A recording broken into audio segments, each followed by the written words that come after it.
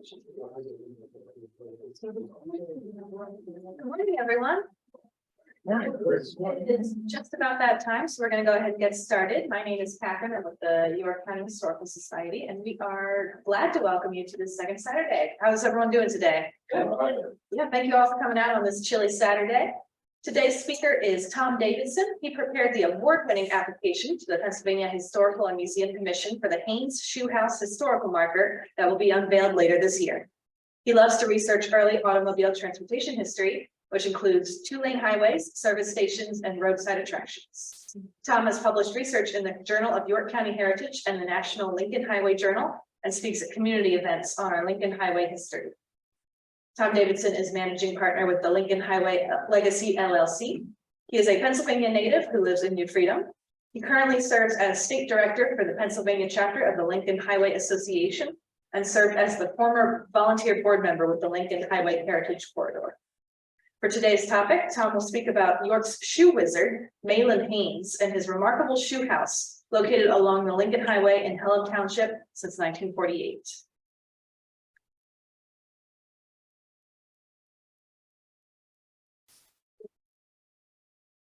Thank you very much. I wanted to come and speak on this topic because the History Center Archives was one of the primary resources available to submit the application for the Pennsylvania Historic Museum Commission application for their state historical marker, and thrilled that they provided this opportunity. The current owners of the shoe house are working with them to install the marker later this year. And this is the only state historical marker that was awarded this year for York County, and one of the few that were awarded by the state for this entire region. So as many of you know, the shoe house, the construction began in 1948. It opened for visitors in 1949. So we're going on the 75th year of what I call the greatest shoe house on earth. And we'll continue this circus theme throughout the presentation. So I hope you have fun. See some of you are wearing green. Hope some of you get down to the St. Patrick's Day parade that's going to be down the block here later today. I know it's a little brisk, but the Irish, they have some solutions for keeping warm, I think. So, let's see.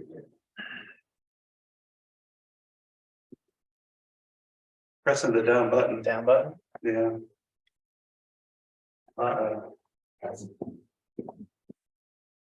No longer the greatest show on earth.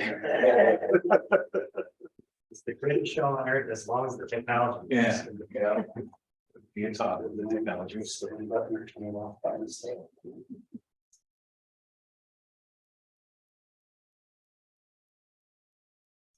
It worked earlier before I started talking. Just to mention, have some items concerning the shoe house off to the side, and I hope you have an opportunity to review those before you leave here today. And yeah, we can get going here.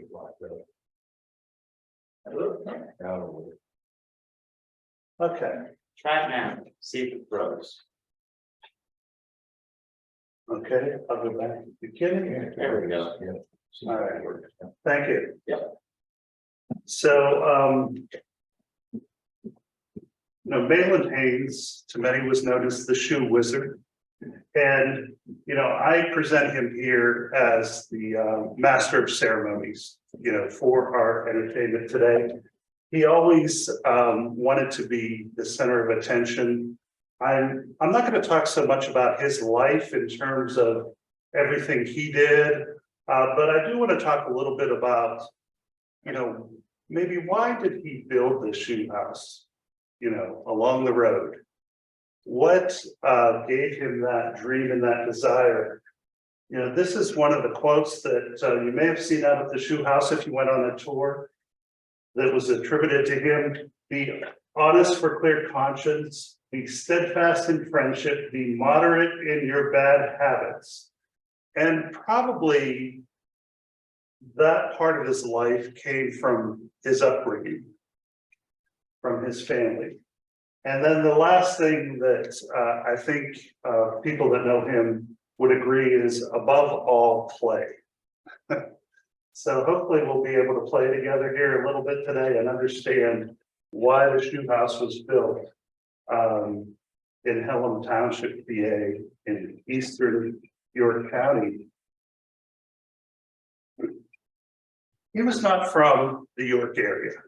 He was born in Ohio in 1875. He was given the name John Morrison Haines.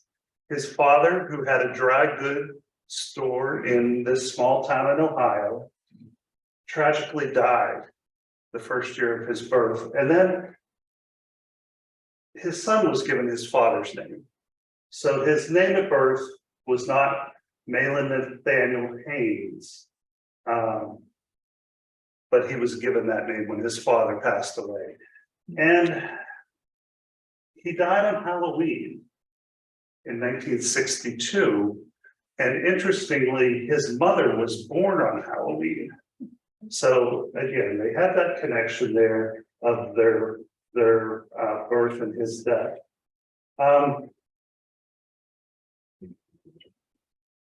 It's Women's History Month, so let's talk a little bit about his mother. Elizabeth Haines, as a widow, moved her children, her family, to Washington, D.C.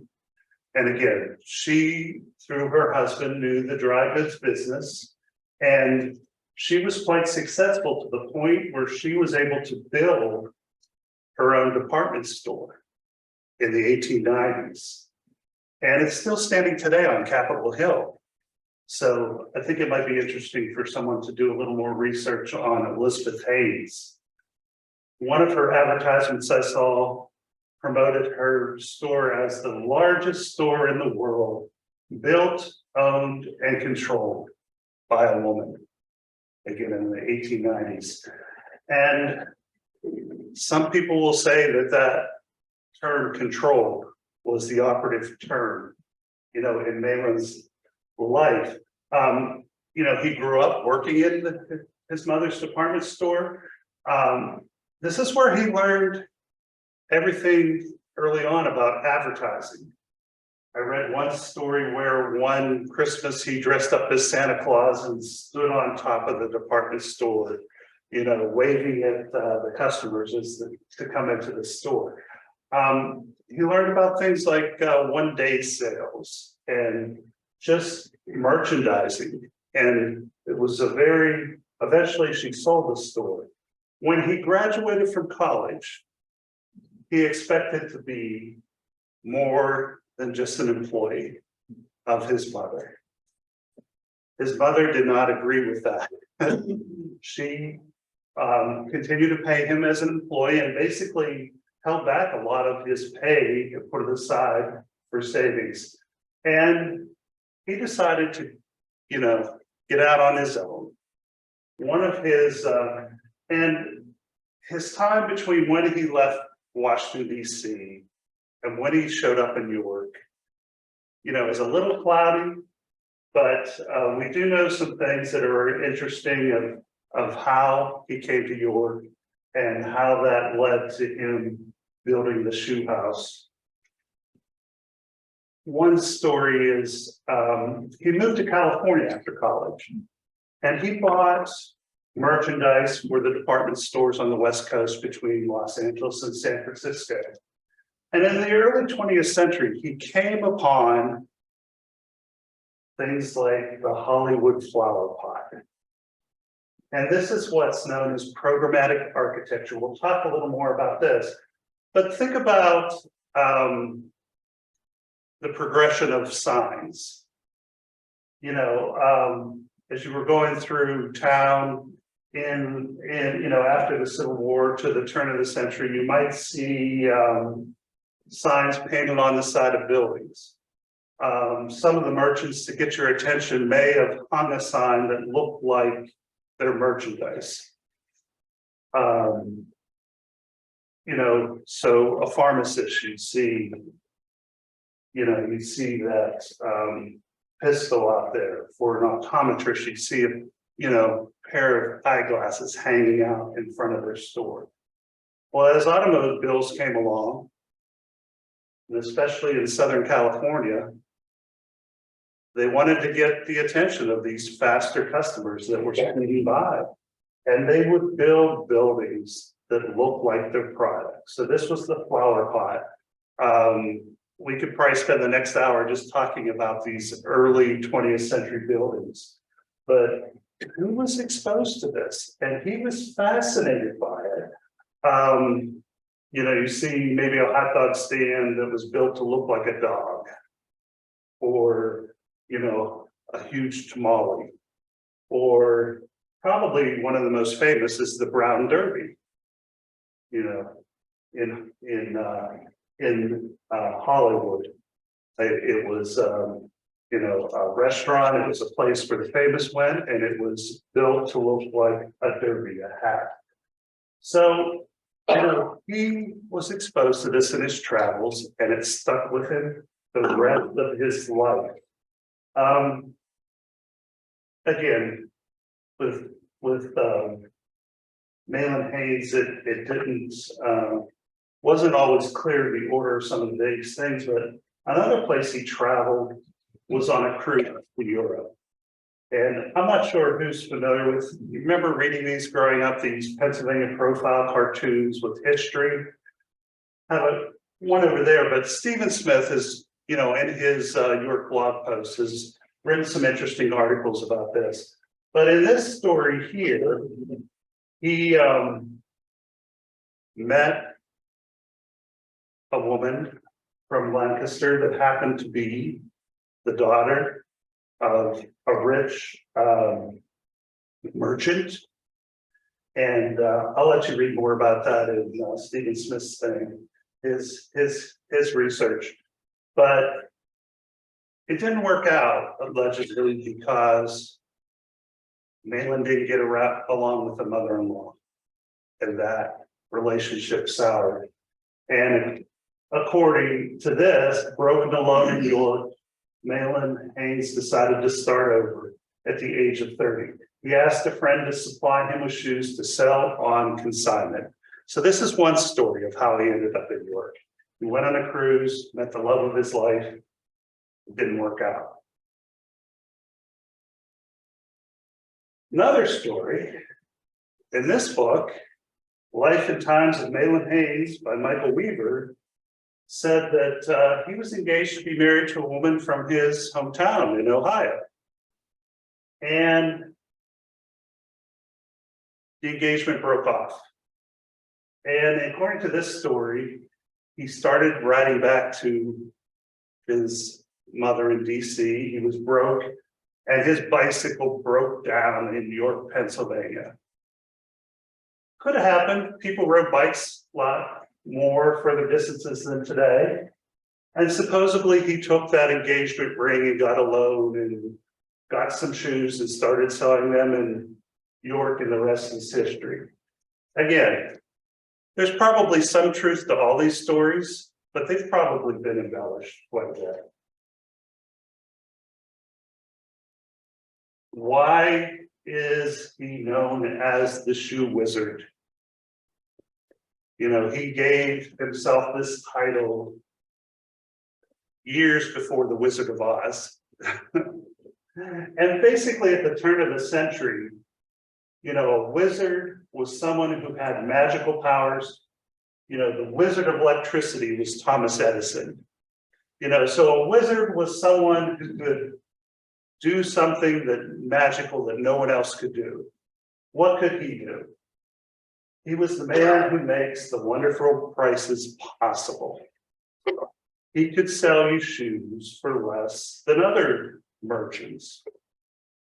You know, didn't bother to tell you that maybe he could do that because of the industrialization, the manufacture, mass production of shoes was less expensive than, you know, the artisans, the cobblers that, you know, made it made it with a lot more care and better materials. But all his advertising focused on Haines the Shoe Wizard. For whatever reason, he loved titles.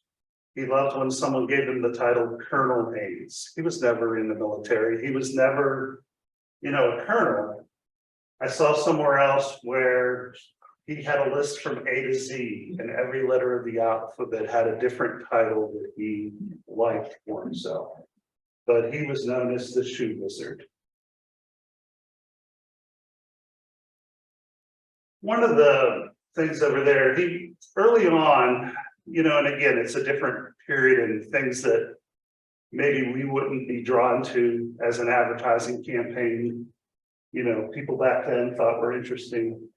There's a story about he bought an ox cart and he had an oxen, and on the side of the ox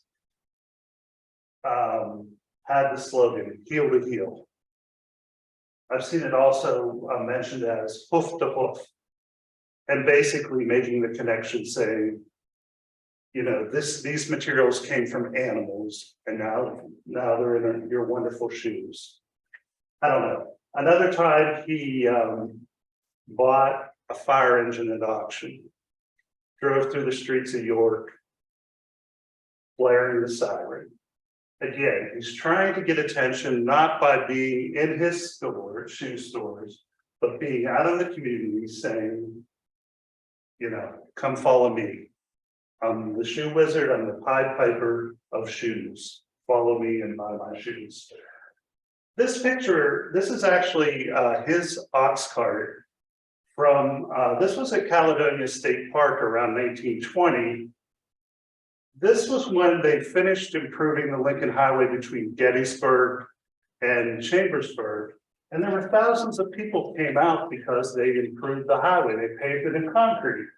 There was a transportation pageant of the history of transportation. And of course, the Shoe Wizard had to be in the parade, had to be seen by the thousands of people there. If you went on tour, you probably saw pictures of this. I'd like to find out more about this vehicle, but he had this customized traveling shoe store. So, to me, this kind of reminds me more of a huckster going out, door to door. And basically, for the people that didn't come into his shoe stores, he took the shoes to them. On the outside, they could see what types of shoes they could try on. And in the back, you could walk into this and you would be fitted for your shoes, and you would receive your shoes at, when you pay for them. So again, it's an innovation he did. Not saying others didn't do similar things. It's just, he would look for ways to get people's attention to buy his shoes.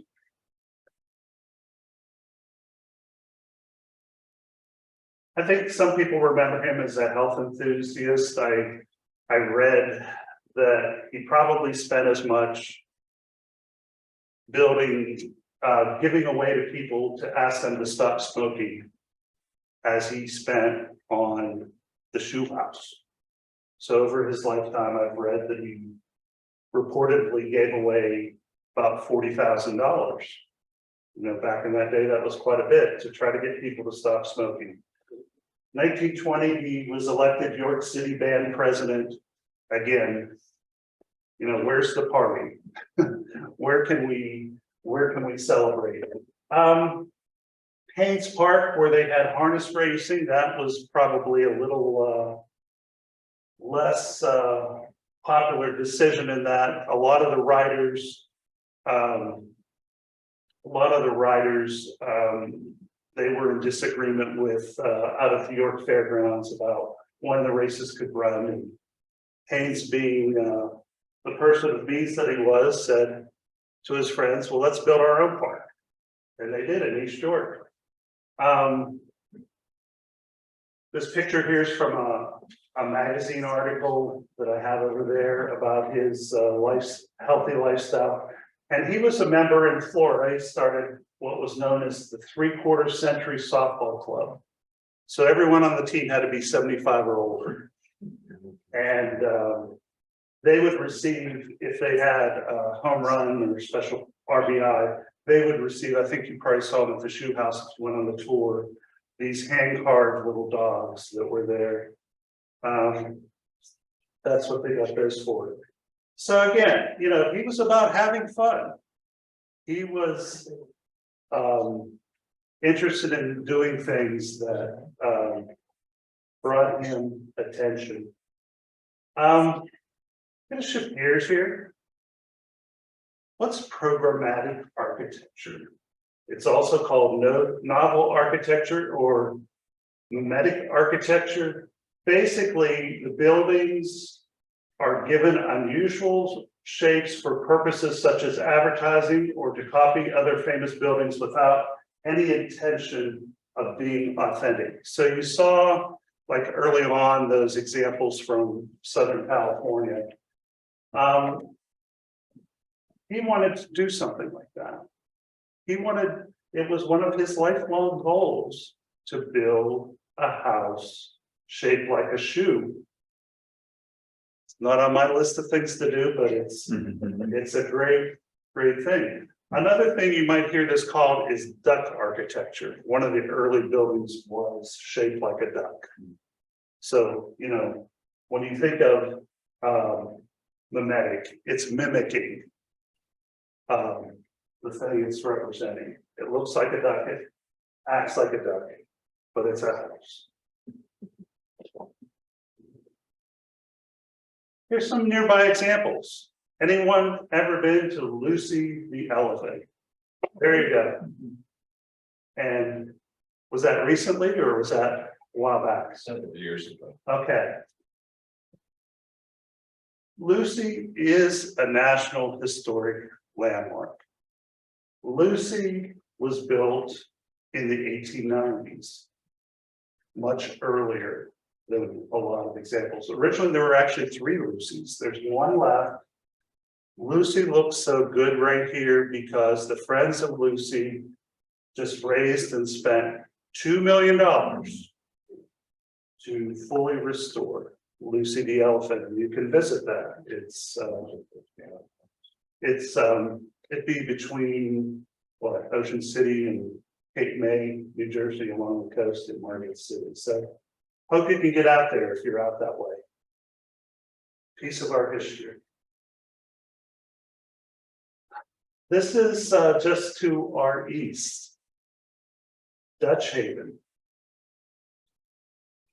I don't know very many Pennsylvania Germans that had windmills. But this one was built along the Lincoln Highway, so people would pull in and buy shoe pies and Amish stuff.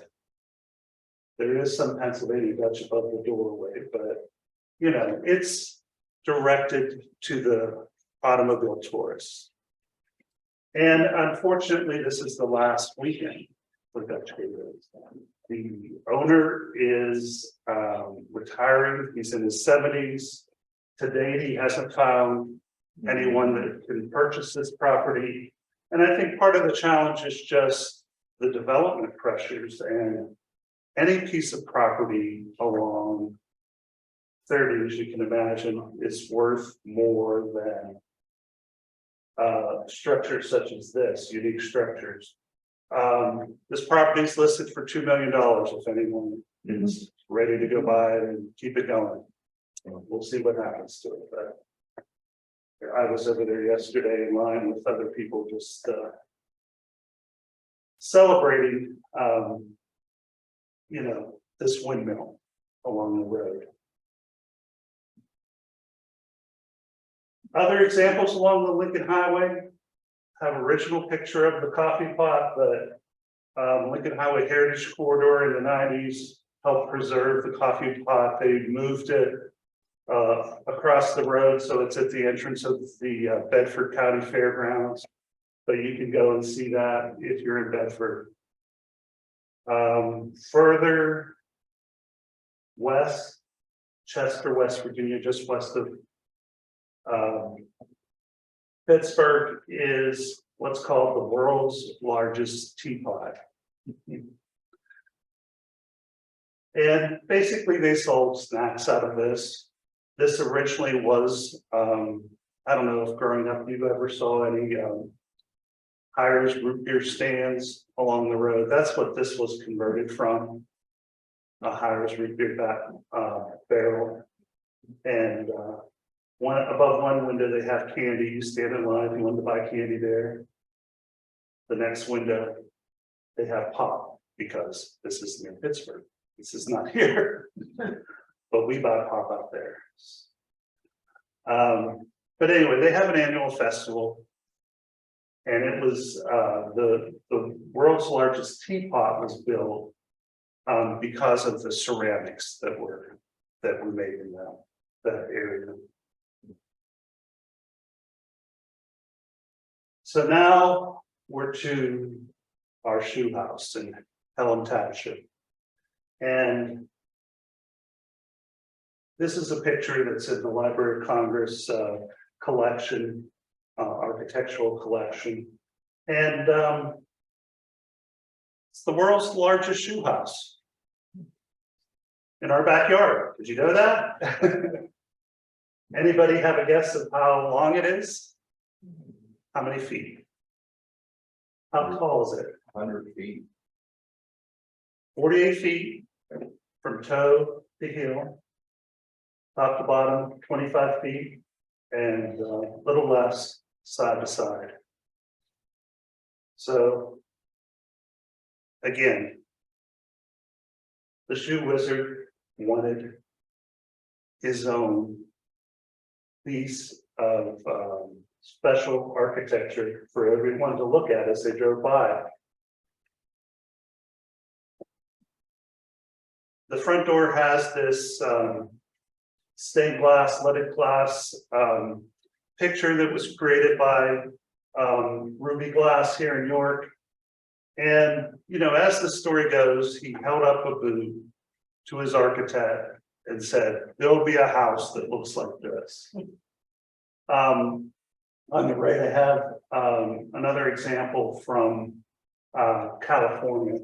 That was known as Mother Goose's Pantry. It was a restaurant. But again, the Haines Shoe House isn't the only shoe house in the world, but it's probably the most famous that's still standing. He hired Frederick Jacob Remp from York as the architect. Remp was known in the area locally for designing both residential and commercial properties, but certainly wasn't the most well-known architect. Haines had Dempwolf design his first house in York, but Remp was probably more of a friend, a colleague. They rode horses together, you know, they ran in the same circles. He lived in, later in life, lived in Haines Acres in East York. But these are his renderings from the archives here. This was a set given to the library by the construction, someone who was involved in the construction. What you see that's different in the original house is it was open underneath, you know, in front of the sole. But basically the layout has been the same since 1948. You see on the right, you know, it's constructed the foundation of block and brick, and the upper levels of wood and stucco. How many places like that do you see around this area? Not too many. And that's been the challenge of keeping the shoe house standing, is this wood and stucco structure. On the first, I'll call the first level where the living room is, behind it there was a bedroom and then a bathroom. Initially, this was a guest house, guests of Haines. Initially is a retirement guest house of elderly couples and then to newlyweds.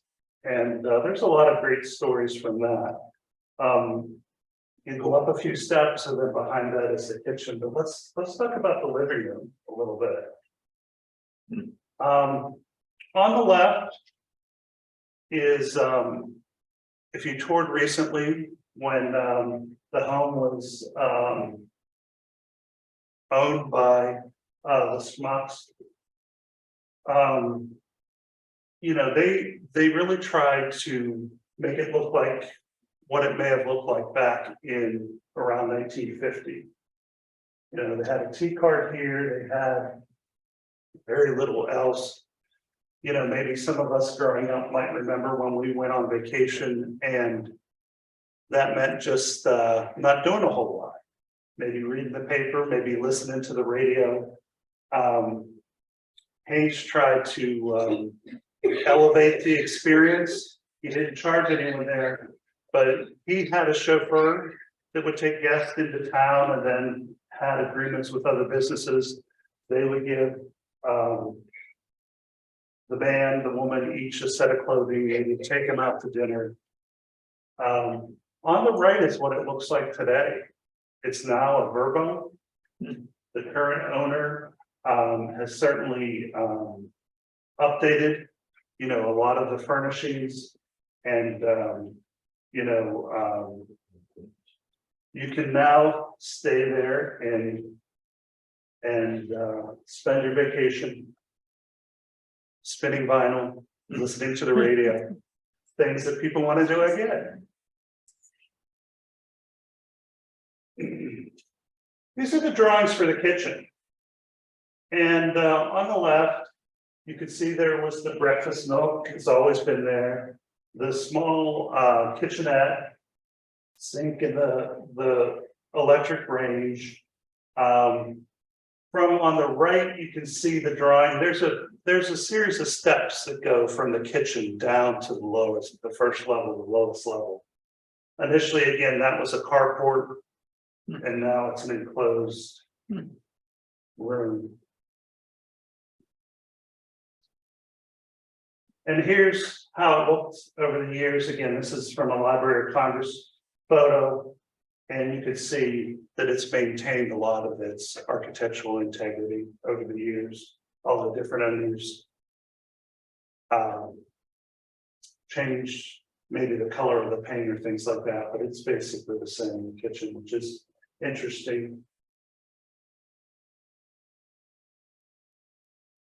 Why was it built where it was built? Its location along the Lincoln Highway, which is Market Street or Lincoln Way out there. In this early postcard, it's kind of interesting. You can see the driveway going through the shoe. What do you see behind it? Fields. 30 wasn't built yet. A lot of people think that the shoe house was built there because of US 30. It was built before US 30. Thankfully, US 30 didn't take it down, but just fields. And you could actually see to the Lincoln Highway from there. That's why it was built there. As people drove by, he had signs up for miles. Look for the shoe house, you're almost there, you know. If you're out in the West, did you ever see signs saying, you know, wall drug, you know, South Dakota every 10 feet? Well, you know, he had signs all along telling people to look for the shoe house. I read one thing that said from the shoe house on a clear day, you could see to the Susquehanna River. So again, the landscape was different now. There's trees, there's buildings between the shoe house and PA 462 Market Street. So it was different there. And this is just from Hellam Township. This is the 1928 concrete Lincoln Highway marker that's still in the ground there near Ducktown Road across from the library. But those were all along the highway back in the day. You know, you look at this postcard, it's kind of interesting. I think they were moving in I never noticed till I saw this, that the flower beds were shaped like shoes. You know, I think most of us are more familiar with the doghouse in the back that are shaped like shoe. Or the silhouettes of the shoes that are on the fence line. You know, that was all, again, to draw attention. You know, at this time, and I'm not quite sure when they paved the road, but Shoe House Lane was a dirt lane.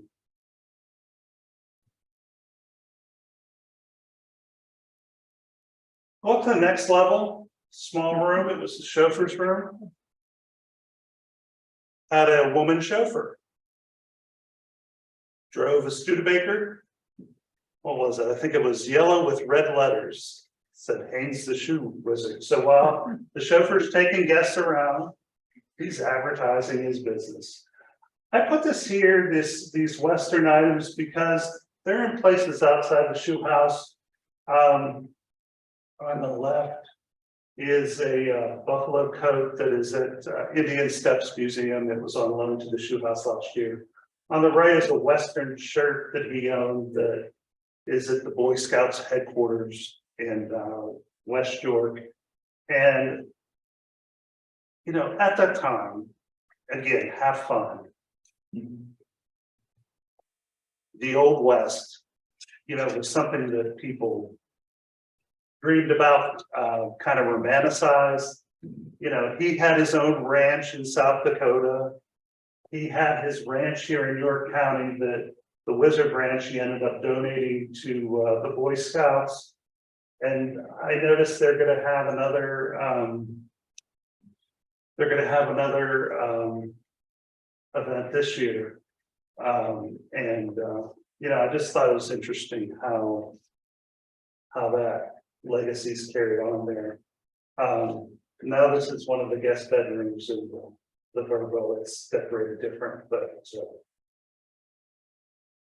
let's see. Wanted to mention that the shoe house was built by local businesses. Again, this is based on a blog post done by Stephen Smith. And, you know, again, the architect was Fred Remp, contractors R.S. Noonan. You know, you look down through here, there's some interesting thing. Paint was from Murphy's, was that Murphy's department store or Murphy paint store? I'm not quite sure. The leaded glass was done by Ruby Glass. All of these local businesses were brought into this project. Obviously, they had never done anything like this before, but they came together and got it done.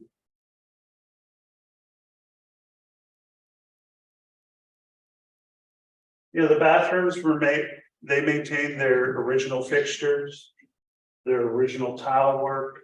On the left was when the shoe house wasn't open for tours, it was a private residence, but that's a screenshot from a program they did on HGTV about it. Glad they got rid of that yellow woodwork, but on the right, the current owners did put, you know, that more modern wallpaper above the tile work, but the tiles are still there.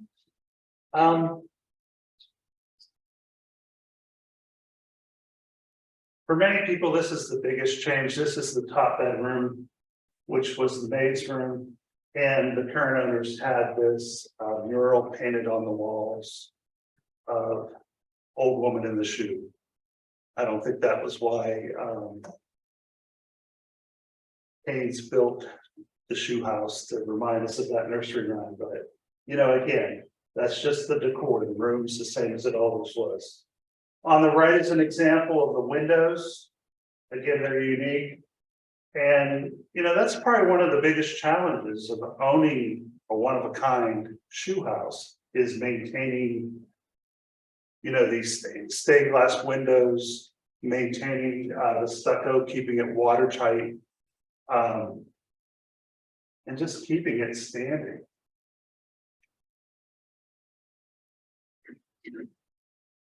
I think most people realize that this addition on the north side of it was put there, for when they put in the ice cream shop. That's not part of the original construction. Again, that was a car would drive under there. And also a previous owner was required to put in this fire escape for insurance reasons. That's not part of the original construction. If you look closely, you can see the fire escape goes to the very top. There is a very small deck up there, but the railing is so short that you wouldn't want to be up there. You could topple off pretty easily. And again, the infamous doghouse that some people like better than the shoe house. You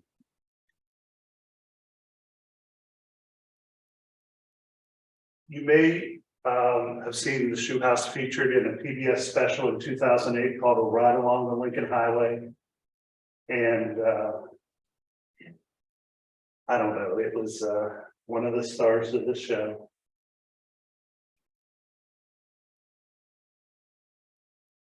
I don't know if anyone's ever seen or heard of Zippy. Bill Griffith. It was a syndicated comic strip, and he would use a lot of roadside attractions in his cartoons. This one is called Cerebral Vortex, and he says everyone should have the right to adequate housing, and no one should be forced to go without a decent pair of shoes. And then he's at the shoe house. Who said solving the world's most pressing problems was complicated? So if only we all had a shoe house to live.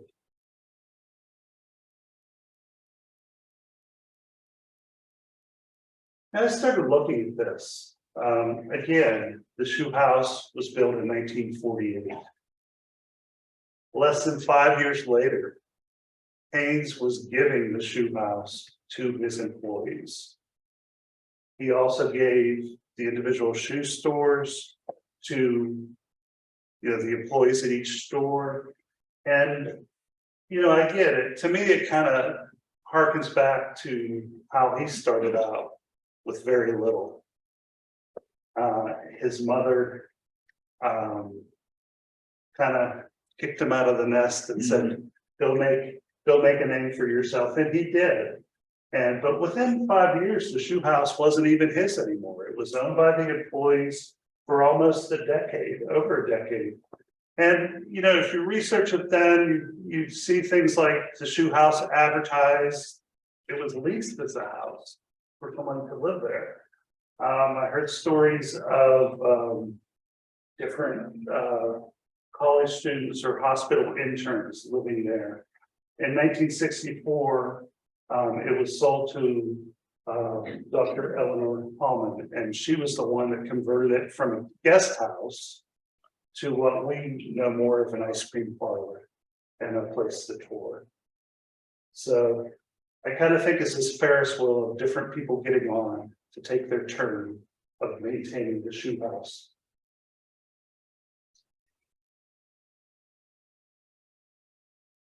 End of the 1980s, the shoe house was in very poor condition. And Mahlon's granddaughter, Annie Haines, and her husband, David Keller, bought the shoe house at auction, and Historic York provided a loan for rehabilitation. Let me just say from experience, if you're a business, it's hard to find money to preserve historic homes, and certainly historic homes like this. But Annie Haines certainly, didn't want to see her grandfather's legacy, the shoe house, crumble, and her and her husband restored it. This is a news photo. I have a copy over there of when, again, they sold ice cream. They sold what was later called souvenirs, and trying to keep the place going. Again, this is kind of a couple the Fairball. Ron and Carlene bought it, and they lived there for a while, or it was a guest house for them and their grandchildren. It was featured in the program Home Strange Home. You know, you look at this shoe house, what do you see? You see something strange. I've seen it listed in another book, you know, weird places in Pennsylvania. But I also saw someone that listed it among the 10 most beautiful residences in the nation. So they had the shoe house listed up there with Monticello, the White House, and the shoe house. You may not agree with that, but you know, for someone that loves programmatic architecture, this is a gem. It was featured in The Amazing Race. You may not remember this, but this was the one year they did the family edition. The children went with the parents. And the only thing I read about that is they never did it again because people hated watching the children cry when they were kicked off the show and different things like that. But the shoe house was a stop on The Amazing Race. Most recently, we're familiar with Jeff and Melanie Schmuck purchased the shoe house. You know, they got on this Ferris wheel. And again, I applaud, many people applauded their goal to make it look more like it did when it was originally built. Unfortunately, after a number of years, you know, Melanie passed away, and then Jeff and, you know, his family, her family, friends kept the business going. And then more recently, they sold the house.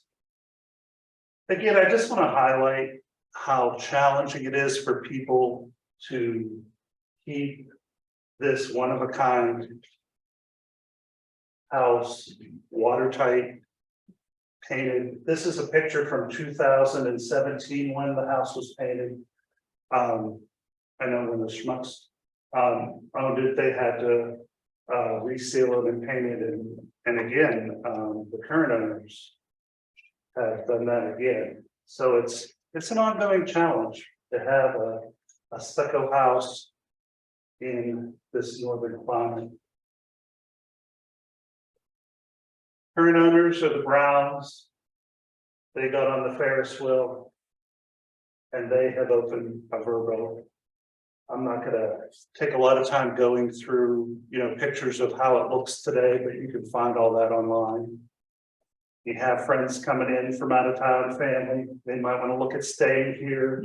You know, with Verbo, you have to rent the entire house. You can't rent individual rooms. But there are 3 bedrooms, up to 6 people can stay there. And it is bringing people into York that maybe otherwise would not be here visiting. So once they're at the shoe house, we don't have a female chauffeur to bring them downtown, but they are checking out other things as they stay there. It's great.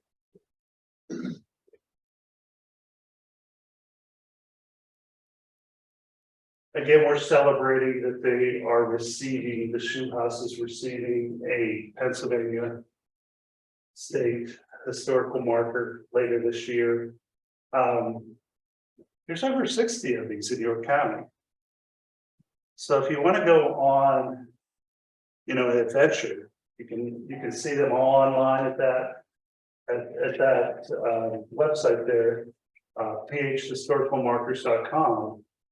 You can find out a lot about our county history just by trying to find these markers, reading about the history in that snippet they have on the marker, and then exploring more. I will say this is my first application I ever submitted, and you know, without the resources that were here at the archives, I don't think it would have been successful. And I think at times when we think about historical society, certainly we think about the objects that we get to see, but at times we don't think about the library and archives that contain history that highlight the importance of that. Again, the shoe house is a treasure for those that are looking at mid-century programmatic architecture. Showed you some examples today, but the Shoe House is certainly considered one of the state's finest, if not the nation's finest example standing today. I have a picture there of Colonel Haines sitting there in the Shoe House when it first opened up. But you have to wonder what he's thinking, you know, other than you know, what we read about when this opened and him saying that this is one of the, you know, the proudest accomplishments of his life was to build the Shoe House. Thank you very much. I don't know if we have time for some questions. Anyone have any questions? I know I kind of highlighted some things, but So you say at one time you could actually see that from 462. oh yeah, that's why it was built there. I mean, trees grew up and buildings were built. You can't today, but you know, you can't see it from there today. Yes. Is there any estimate in today's dollars of what he spent to build that building? 1948, it was, I think I read 36,000 plus about 4,000 for furnishings, so say 40,000. So if you were to bring that into today's dollars, that was a lot of money. Yeah. Yeah, I didn't compute that, but we can. Is there any, you know, to take out the ice cream parlor portion and return it to more of what it was historically, or? Again, currently it's a guest house again, Okay. and the owners are advertising it to lease it out to people that want to stay there overnight. So you can go online, you can see all the different rooms, what they look like today. I kind of gave a hint of some of them, but the underground area is now kind of like you know, a gathering area for the families that are staying in the Shoe House. It's no longer an ice cream parlor. It's now, you know, basically, you know, a recreational room type thing for the family. Yeah. Close to the Shoe House in Hellam, there's a mini golf and like a hot dog stand. So the question is, did that start in the Hellam area to make it more like a tourist trap? Not a trap, but a tourist destination? You know, after it was built? You know, the Shoe House was built mainly to advertise his business. He was selling shoes still. So, you know, his lifetime desire was to build a piece of architecture like this in York County. You know, again, there were places like this. I showed some examples all along the Lincoln Highway. And, you know, before US 30 was built, say after World War II, there was a lot of automotive tourists going along the road. So, like, for example, this was built, I think the year after the Mahlon Haines Motel was built. Again, the architecture was to draw people in. And then there were all these other tourist places. Someone mentioned the Brookleaf Tree House earlier. You know, travelers would go along and they would pay to stay in this dairy farmer's tree house. It was what they did, you know. Yes. My ancestors, great aunt and uncle were suffering. When it was just new, Okay. he would give a week or maybe even longer. Right. To people who were celebrating their 50th Mhm. wedding anniversary. Right. And my great aunt and uncle were some of the first That's to great. spend that time. And you know, and he had it furnished with, there was maids and cooks and they had it was a vacation. Right. It was a limited time. And But it was, he didn't charge them anything for that. And he was a very generous man. When he, like you said, Mhm. he continued to remember where he came from. Right. And so I think it really pleased him to be able to give. And yes, he was quick. He saw someone smoking. He was quick to say he would give you. I'm not sure how much he gave, if it was $1 or $5. You know, it wasn't a lot, but if you quit smoking, if you agree to quit smoking, And I went to, I'm old enough to know going to this, to Haines Shoe, getting a pair of There you shoes. go. I know my mother sent my dad and he was to get me a pair of Mhm. shoes. And I might have been 6 years old. Mhm. And I talked my dad into getting me this little pair of patent leather pumps, which my mother was not pleased. Because money was scarce and his shoes were cheap. Right, They did not last. They were not, the kind you could, but they were shoes. right, and it's interesting, you buy shoes today, maybe you buy them online. You don't even try them on. It was a different experience back then. And I always say I'm blessed with my mother's narrow feet, so I always have trouble finding shoes. I go in store after store and I can't find any, so I usually end up just buying them online, but. Again, it was an experience for people that maybe not had a vacation, they got to spend a week here. This was totally different than what they were used to. Newlyweds went there. I always thought it'd be interesting if maybe they could do like micro weddings there. Like, someone that wants a mid-century modern wedding, you just go there and have a few people with you. And you could be married at the shoe house. But not everybody dreams of that. So anyway, there's different things. People forget how busy 462 was back in the Right. 1960s. I worked at the Atlantic Station in Wrightsville, Mhm. where Turkey Hill is now on the square. And traffic used to back up for miles in each direction, going east or west. And by the time they pulled in to get gas, they were not happy. Right. But that used to be one busy road. And Jim Max was a draw with their zoo Mhm. out there where the Right. fishing club is now, the golf course. Yeah, They used to have a zoo with the bears and all that stuff. It Yeah, used to be a really busy place. There was playland, there was all different kinds of places along the drive-in theaters. There's all kinds of places along there that people remember. And this is one of the few places still standing. So we celebrate that today. Yes, sir. Is it a right or left shoe? I didn't find that answer, but I'm sure they'll let you, if you want to rent it out, you can explore and figure it out. I'm not sure. I mean, the entrance is on the right-hand side, but If you go back to the architectural, it's a racing shoe. okay, I think you're right. Yeah.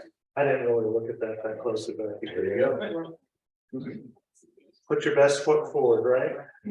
Is For the most people, addition that's still your on? foot. Is the addition still on? Yeah, it's still there. Still in. They also added a hot tub and a fire pit. So it's not what it was in 1958, but it's still, I guess. Mahlon Haines, I don't live far from where he's buried. Mhm. Because, he has a very, for like we're saying, he enjoyed publicity. But then his cemetery or his plot it still would have been part of the Haines acres, Mhm. but he has a very simple stone. Mhm. And it's in the corner, it's nothing, unless you know where it is. Well, yeah, and like you said earlier, I think he did enjoy giving away whatever he earned. And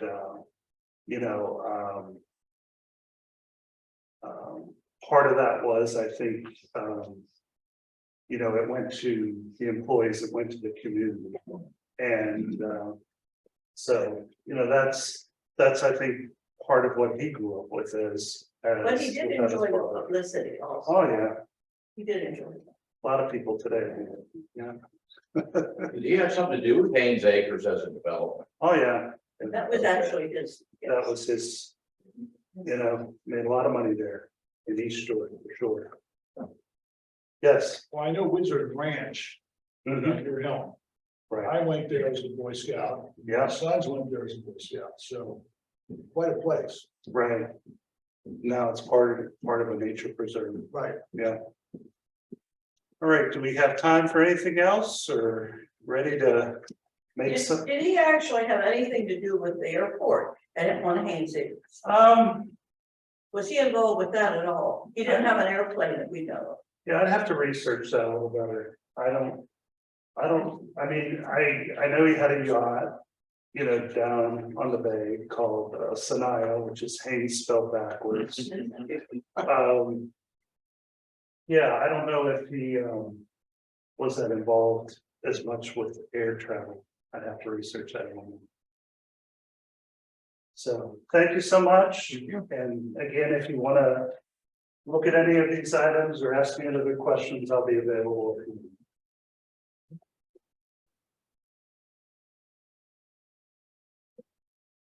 Thank you, Tom.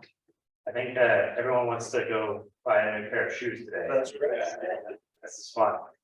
Thank you again. This was really enlightening on really something that is really different, but really, really cool here in York County. So thank you for sharing about this. Thank you all for coming out today. This was our March edition of Second Saturday. Second Saturday in April, we are not going to be doing. It falls over Easter holiday weekends. We're going to take a little break from there, but we will come back in May as Ken Weiler from the Hanover Area Historical Society is going to be touching upon the war in the East, Germany and Russia during World War II, 1941 to 1945, and also in light of the ongoing conflict in Ukraine, as that has, of course, been kind of a continuation of that point in time. So thank you all for coming out. Again, if you would like to check out the museum, galleries are open. Go see Pat at the front desk. She'll let you right through. So thank you, everybody.